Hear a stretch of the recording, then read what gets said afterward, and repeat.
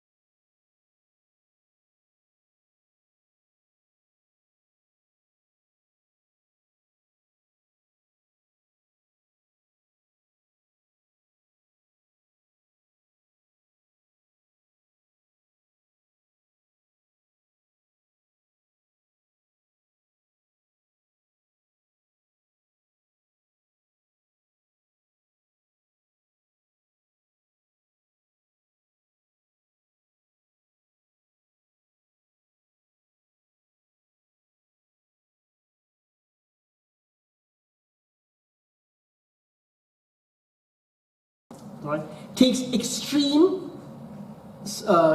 takes extreme positions in community, and those things don't necessarily work either. So you know what? Sometimes we get a bit too carried away. Oh, wait, calm down a little bit, please. Life is not that easy. Have you realized the consequences of it? I'm not saying if a man is a serial, woman hitter, that you must leave the woman in the marriage. No. I'm talking about certain situations which arise nowadays when people become so emotional and become so charged about it, not realizing what the negative repercussions of the actions are. So domestic violence is something there that is not to be tolerated. And let me tell you something. In our communities, there is a tendency to sweep this thing under the carpet. Right? And not take accountability for it and take responsibility for it. Parents don't have the courage to go out there and talk about it there and confront the son-in-law if he has done it. Or for that matter, the daughter-in-law if she has done it. I'm very serious. Do you know how many women smack their husbands around? And nowadays with them doing Taibo and all of these things here, God help boy. Right? Men better watch it. But domestic violence is a serious issue. Why? Not only does it have an impact on the woman herself or the man sometimes, but it impacts on the children. Children are more traumatized by physical acts of violence than they are traumatized by verbal acts of violence. Can you understand the word I'm using? Verbal acts of violence. When I told you women have verbal diarrhea, okay? They don't see the pain that verbal diarrhea causes. They only see that which is physical, which was the aggressiveness of the man, or for the matter the aggressiveness of the woman and so on, and that traumatizes them. Thirdly, if you see the consequences of domestic violence, and I mentioned this in the talk there, right? Just look at a woman and her body will tell you the pain she's undergoing. Look into her eyes and you see the fear. And look at her face and you see the trauma. Have you seen a woman who's regularly beaten by people? When she's in the presence of her husband, you see the fear. You see the doubt. They're on tenterhooks. They don't know when they get a club. No. I've seen situations like this. I know of people like this. I know of homes and families like this, where you just see, outwardly the guy seems like a nice guy, and everyone knows him in the community, whatever he said. But the moment you go home, and I can pick it up very quickly because I got experience in this here. I walk into the house and look at the woman's eyes, and if there's she's on edge, you see it in the eye. You realize there's a problem here. You can see it in the eyes because it's working on them all the time. It's having a psychological impact on them all the time. And you see the impact on the children. Then the other aspect is that children then become violent. It's not because they want to mimic what the father has done or what the mother has done. Right? It's their own anger and their own trauma and having experienced an act of violence like this that actually makes them aggressive. Do you know that? Really? Domestic violence. But the domestic violence doesn't stop between personal, spousal violence. It also extends to in-laws. Right? It doesn't necessarily happen here in South Africa, but in India and Pakistan and so on, if you didn't pay your dehej, if the girl didn't pay her dowry, they call it dehej, right? If she didn't pay the dehej out there, the in-laws won't think twice of dousing you with acid or setting you alight. Right? Then you'll get those in-laws out there where if you're living in an extended family situation and the father is the head of the house and the mother is the head of the head of the house is one real darken out there, she won't think twice of smacking the daughter-in-law. Especially in the rural communities and whatever it is. Right? They will take the lakdi there and they'll let fly with you. And they couldn't be bothered and there's nothing that you can do about it. Right? And the poor husband, because he's under the yoke of the father and whatever it is there, that will happen. And then you have situations wherein within the home, right, you'll get violence from parents against children who are adults, who themselves are married and are parents of other children. And their children experience this type of domestic violence. And they see that, hey, my father is an adult, and here his father is hitting him. They go to the trauma, why is my father being given a hiding? Or why is my mother being given a hiding by her mother or by her father or by her in-laws? Now these are realities which take place in our communities, and many of you are aware of it. And you'll be surprised that it cannot be confined to any specific language group or any specific socio-economic group either. There's a tendency for greater violence amongst the rural communities and the poorer communities. And there are various factors which contribute to that. One is lack of education and culture and civilization and sophistication. And the other is frustration and irritation and anger because of the situation at home. Poverty leads to aggression and whatever it is. So domestic violence is a major issue. And the solution to this is that firstly, we as communities and we as individuals and as families and couples need to take responsibility for it. Do you know the number of times I've heard of a woman complaining to me that my husband abuses me, he's hit me so many times over so many years? I asked a simple question. Did you go to a doctor and inform the doctor, look here, I'm battered black and blue here, please make a report out of it there, so the next time this thing happens there, I have documentary evidence? No. One. These are the solutions. Please take down these solutions, you can offer it to somebody else. Second thing is that if the man has really battered you, don't be afraid. Go to the police and file a report. Because you can't live in fear. If you don't have children, it's a different story, right? But if you have children there, your children could be in a similar situation. Okay? Thirdly, bring it to the attention of your in-laws and your own parents. I'm not giving you any particular order, but you understand? Bring it to their attention. Don't be afraid to pick up the phone. And if your parents are of the type, or if your in-laws of the type, no, mama, no, mix up, but keep quiet, don't make a fuss about it inside, what do the community say, right? Listen to what I'm saying. To hell with them. To hell with them. You don't have to show face to the community out there. You want to save your community's face. Hey, to hell with you. You don't have to live in this living hell. And let me tell you something. The reason why parents cover up for their own children is because the parents realize that yes, my child is a rotter. He or she is a rotter. And they don't want the bloody headache of having that rotter back in their homes. So rather you stick with the problem there, because if I tell her to come back home, or if I tell my, if my son divorces the wife or my own, but I'm going to sit with the headache here. I'm going to sit with the headache.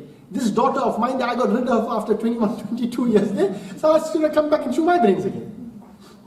Right? Thirdly, parents are in denial. Parents are in denial. Do you know the number of times when the mother will refuse to accept that her daughter is a shaitan? The mother will listen to the daughter, left flying with the husband to a point of, crushing him under her feet. Then the mother, but what my daughter said. Not realizing what the amount of destruction is going to cause to the marriage. People are in denial. And you're going to have the courage to say, yes, wrong is wrong. Quran and the Quranic requirement, Ya ayyuhalladhina amanu kunu qawwamina bil qisti shuhada'a lillahi walau ala anfusikum. Even if you be against yourself, awil walidain or your parents, wal aqrabin or your close people. And the requirement of justice is critical. Parents have to take responsibility to say, if my child has engaged in any type of domestic violence, and I mean by that there, verbal violence and physical violence, take a no-nonsense stand and tell them where it is. And that's it. Okay, and I'm giving you, I'm not going to a number because you know about domestic violence is not the issue that no one. Next one is extreme exploitation of household labor. This generally happens in the rural communities, but it's also a thing which is existent in our so-called suburban communities and our upper middle class and so on. What do I mean by this? One is that in those days, people used to live in extended families. So the poor daughter-in-law came inside the home there. All of a sudden, right, she has now to take the responsibility of washing, cleaning, cooking, and doing everything in the house. And for who? Not only for her husband. By the way, you are not obliged under Islamic law to cook for your husband. Point, it's fine. You're not obliged under Islamic law to cook for your husband. If you're doing it, you're doing him a favor. You are there to protect and to safeguard his property, right, as the Prophet of Allah said, and to take care of his house, and not to in any way be unfaithful to him in terms of infidelity and whatever it is, right? You're not obliged to. He is obliged to cater for all of your needs, financially, home, blah, blah, blah, blah, and whatever it is. And you can demand your own private premises under Sharia. If you can't afford that there, at least he must give you your own private bedroom there, so you know what no one has access to, or whatever the situation may be. However, that when you put the shoe on the other foot there, your husband is only obliged to give you 2 outfits per year. Eid al-Fitr, Eid al-Adha.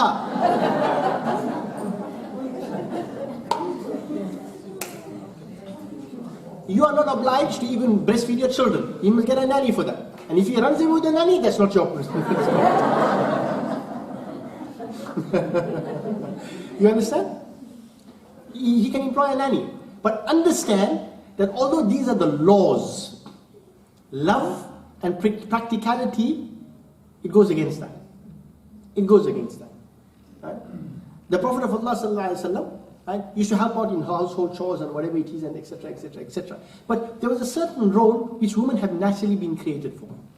Although men by far, hands down, are better chefs, right? Right? They are not housemakers. Woman is called Rabbatul Bayt in Arabic. She's the Rabbatul Bayt. She's the queen of the household. Men can't run a house. Even if they know how to cook, they can't manage cooking there and cleaning there and ironing there, right? They'll end up killing somebody. Because they just can't handle it. That's a fact. But in terms of extreme exploitative household labor, it meant that the poor woman had to clean up for her in-laws, for her, for her brother-in-law, her big brother-in-law who's also staying in the house there, for her bhabi, cooking for this one here, doing this one here. Salah, her whole life she was a glorified maid, not only for her husband, for the entire extended family. That's not Islamic. Under no circumstances is that Islamic, but it happens. I used an example, and these people found it very funny. I said, exploitative household labor does not mean that whilst you are between, grabbing a couple of lattes in between your Pilates, right, and fetching your children in your SUV, right, to take them to a violin class there, that doesn't count as exploitative household labor. Okay, just get that idea. Right? And for men out there, if you're going to take your wife shopping for grocery shopping there, that's not exploitative household labor. I'm talking about this one. Number 2, then in rural areas when you're working out in the fields and whatever it is, and then you're doing all the work because you've got no maids. 90% of us spoiled South Africans have maids in our homes, especially the lower and upper middle class people have maids in their homes.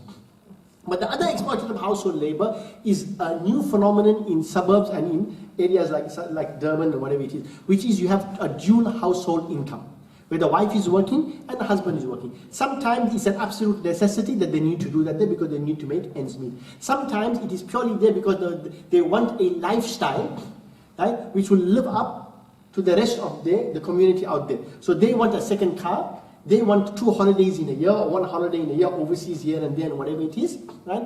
And they want the children to go to private schools and blah, blah, blah, blah, and shop here and eat there and do this and do that there. And the husband's household income or his monthly income doesn't cover that. So wives work in order to improve what they believe is quality of lifestyle, which I think is absolute trash. But that's my business and my opinion. But you're not allowed to. But the Prophet of Allah said, one of the signs of Qiyamah will be when a woman will assist her husband in his or her business.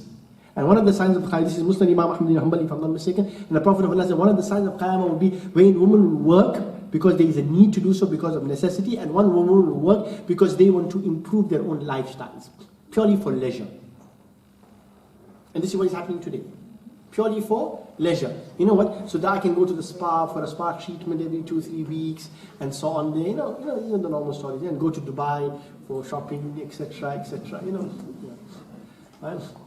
So in this era, the exploitative household labor is where a woman, because of circumstances, is forced to work during the course of the day, which many families do nowadays. Especially if you go to Chatsworth and things, they're all working. But in order for her to do that, she has to wake up at 4 o'clock in the morning, clean up the entire house, cook, put the thing into the washing and whatever it is there, come back in the evening just as tired as the husband, taking a couple of taxis, this, that and whatever it is there, coming back in the evening, preparing for her children, preparing for the house, preparing supper, preparing for the next day, school, homework, and everything else that goes with it there, paying the bills, sorting out this one here, dealing with issues and whatever it is there, and then by 10 o'clock at night there, she will be the ravishing wife for the husband because the husband wants to fulfill his desire. This is also a modern phenomenon, and it is exploitative in the highest sense, right? And women suffer from burnout because of this. And these are current challenges which the community is facing out there, and it falls under the rubric of extreme exploitation of household labor. The next one is withholding daily necessities. Now what has happened is that the guy has enough money, right, to go out there and play golf, or go out with his buddies, or to go on holidays, or to do this, or to do that. But when it comes to daily necessities, there's no money for it. So then all of a sudden they can't afford medical aid, which is a critical necessity in this country in particular nowadays, because we don't have the health system to be able to take care of you.